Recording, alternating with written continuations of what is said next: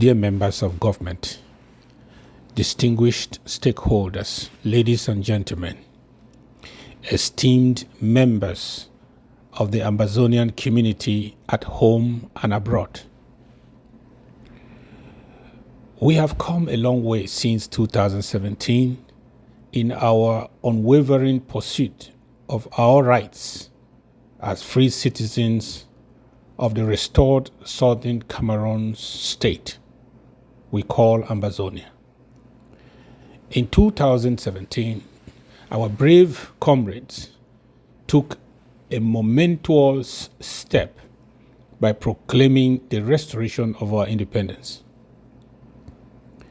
It's crucial to clarify that in 2017, we did not declare independence. Rather, we affirmed the restoration of our independence, which had been rightfully granted to us by the United Nations in 1961. Our foundation is rooted in international law on self-determination, supported by jurisprudence from Abuja to Banjul, substantiated by United Nations records, validated by historical facts, and guided by the spirit of our ancestors. However, it is imperative to address a significant misstep made during the 2017 proclamation. The creators of our declaration primarily focused on establishing new institutions to represent our country, which we had lost to French Cameroon through annexation. This approach has led some international bodies to describe Ambazonia as a fictitious or imaginary entity, seemingly carved out from the southwest and the northwest regions of La République du Cameroun. Had we fully restored the government that was annexed and dissolved by French Cameroon, such characterization would have been unreasonable.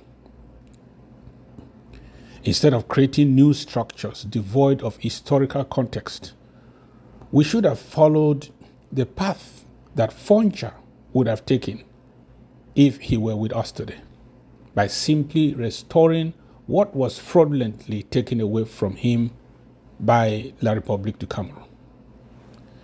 Let's take a moment to remember where we were and what we had in 1961 and pre-1961 in Fumban. Number one, we had the government of Southern Cameroon. Two, we had the orders in council serving as our constitution. Number three, we had the House of Assembly and House of Chiefs. And number four, we had a prime minister of the government of Southern Cameroon, Dr. John Foncha, who was supposed to become president of Southern Cameroon after independence on the 1st of October 1961, if it was properly done. But he became vice president of a failed union. Various government departments such as energy, PWD, education, agriculture, police, and more existed. Notably, there was no entity called the interim government of Southern Cameroon. There was no entity called Restoration Council, and there was nothing called Interim Constitution of Southern Cameroon. Therefore, the question arises, what did we restore? Or in reality, did we restore what did not exist? We created new structures and adorned them with the label of restoration, rather than reclaiming what was unjustly taken from us. Our actions in 2017 reflected a timid approach when we should have solidified our case with unassailable legality and legitimacy by restoring what was illegally annexed and dissolved. So we must now decide whether to affirm the integrity of our country and institutions by reverting to our original estate or continue with the fabrications. Our comrades in 2017 chose the latter, but we must now take a more resolute stance, aligning our actions with the context of our arguments of our restored independence. To those who agree with the view that the proclamation of our restoration is irreversible, it makes sense that we should fully reinstate the government of Southern Cameroon, also known as the government of the Federal Republic of Ambazonia, now rather than later. We should call ourselves the restored government of Southern Cameroon in exile, because the term interim government only makes sense if we abandoned our argument of restoration before recognition and go for recognition before restoration. Our logic dictates that those who still perceive our nation as fictitious may continue with their fictitious interim government, while those who acknowledge our sovereignty and the reclaiming of our country should rally behind the full restoration of the government of Southern Cameroon and Ambazonia. We do not need to agree with La République du Cameroon to restore what they stole from us. Neither do we need recognition first before we take back fully what was taken away from us. The word interim denotes temporality, not permanence, and suggests keeping our fingers crossed and that anything can replace it. We reject the notion that what we should have as the authority over Southern Cameroon in our dispensation should be interim. Our restoration is not interim. The government of Dr. John Gufoncha, which we restored, was not interim, and we cannot call it interim today.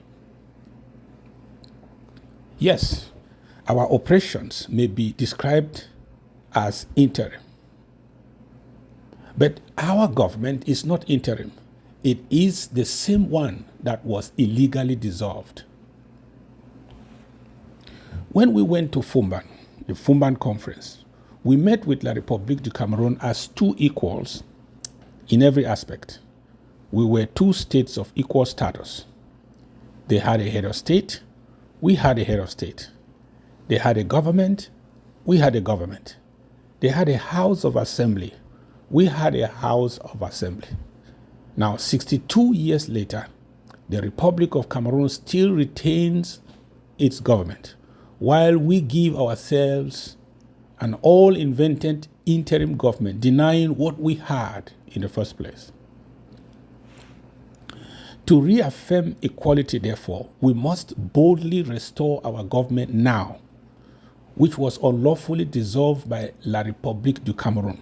Only then will the equation be the government of Southern Cameroon versus the government of La République du Cameroon.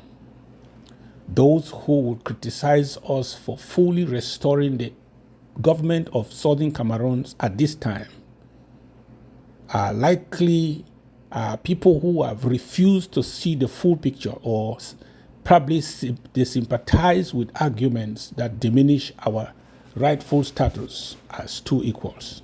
Such individuals may be secretly wishing for a one Cameroon outcome in this struggle. I call upon all stakeholders gathered here today to support our full restoration initiative and adopt our real name, the government of the Southern Cameroon Ambazonia. This proclamation, in addition to its historicity or historical and legal validity, will serve as the unifying emblem for all the people of the Southern Cameroon Ambazonia. While so-called interim governments may may continue to exist and continue their disorder, there will only be one government that stands as the unequivocal authority, thereby eliminating all counterfeits and reaffirming our unity as a people. Let us undertake this endeavor and send a strong message to Yaoundé and our detractors, Yaoundé and its allies, that just as in 1961, where two governments negotiated the failed union, any future negotiations will involve two nations and not and two governments, beg your pardon. Not just one government, like the Republic of Cameroon, or 1.5 governments. This stance aligns with the spirit and the letter of the United Nations General Assembly Resolution 1608 and reinforces the accurate interpretation of two states of equal status.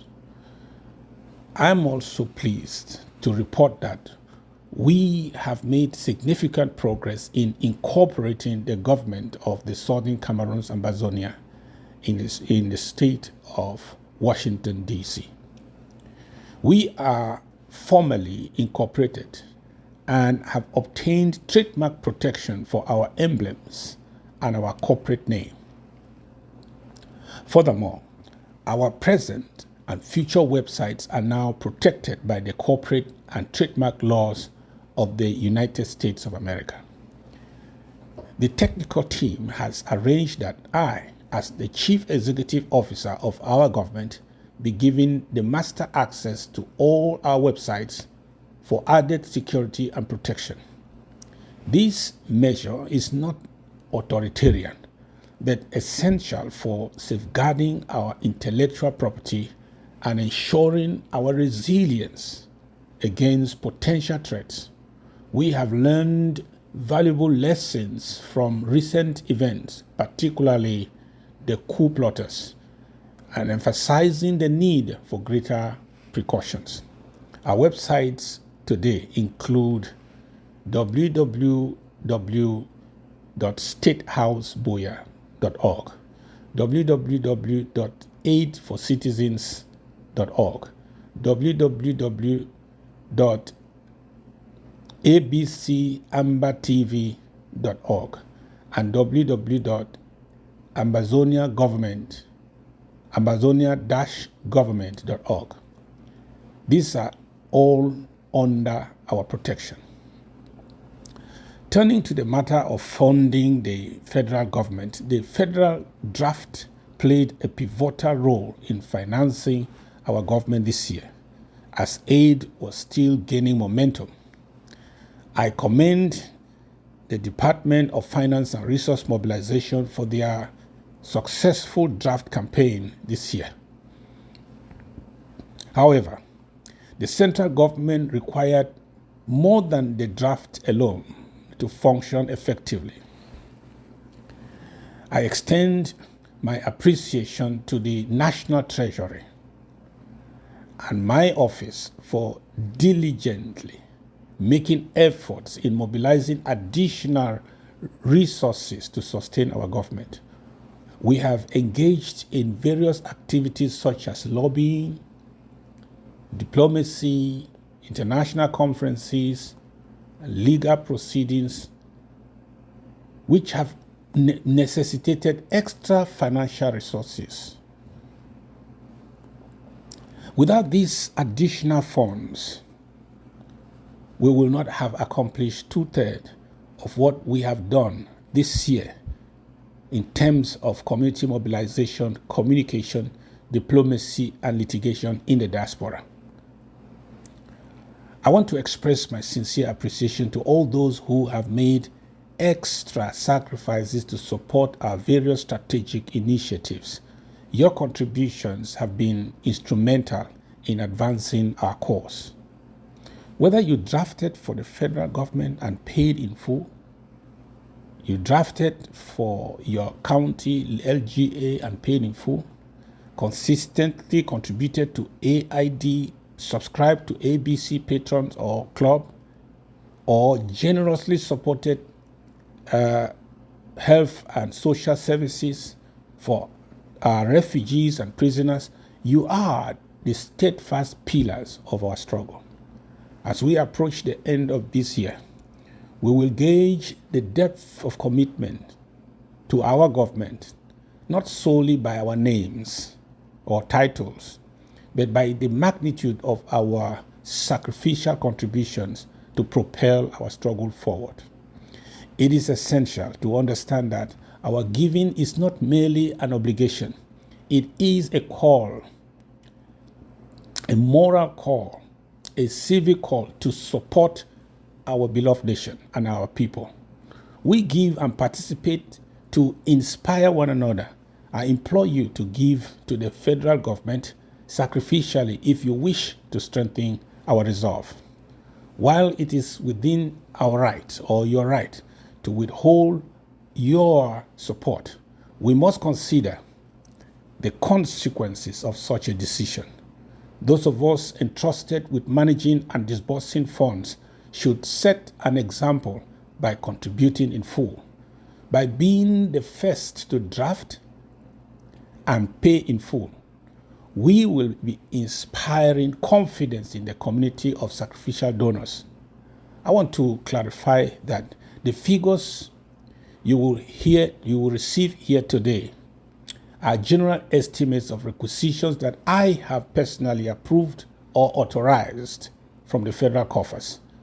In our government, I and the Vice President have the sole authority, for now, of approving requisitions at the central government, while the National Treasury is tasked with disbursing the funds. Hold me accountable, or hold us accountable for approvals, and hold them accountable for disbursements. I call upon all county and LGA treasurers and their respective executive chairs to attend the forthcoming meeting scheduled by the National Treasury at my behest in the coming days for a detailed reconciliation of our draft and financial numbers. This reconciliation is essential as we prepare to conclude our financial year come December 31st, 2023. I have also requested an updated list of all those who have really, truly drafted and paid at both the federal and county levels following that meeting. Furthermore, I'm excited to announce a National Day of Awards scheduled for December 30th, 2023. In Ambazonia, we aim to establish a meritocracy where we encourage and celebrate excellence. This year, I am proposing the 30th of December as our National Day of Merits, where we will honor individuals who have distinguished themselves in the pursuit of our collective goal. We will present medals in various categories, including draft contributions, extra financial and material support to our struggle, media advocacy, ARFs, all our fighters on the ground, the humanitarian of the year, and more. I encourage all counties and LGAs and local and the central government departments to nominate deserving individuals to be recognized by the selection committee for this prestigious award. I hope to see many of you here present on that honor list, driven by your love for Ambazonia, the last town hall of the year. I would like to extend an invitation to all government officials who can attend in person to join us in Washington, D.C. on Thursday, the 7th of December, 2023. On this historic day, we will be witnessing the signing of our revised constitution and the proclamation of the restoration or the full restoration of the government of Southern Cameroon signed into law. While we will facilitate participation from Zoom, the event will also be streamed live on ABC television. I extend a special invitation to all government officials and county and LGA executives in the DC, Maryland, and Virginia area to attend or endeavor to attend in person. During this town hall event, I will outline the way forward hereafter, now that we have fully restored the government of Southern Cameroon's Ambazonia. Thank you all for your unwavering commitment and support to our country. Viva our restored government. Viva the Federal Republic of Ambazonia. Thank you for coming.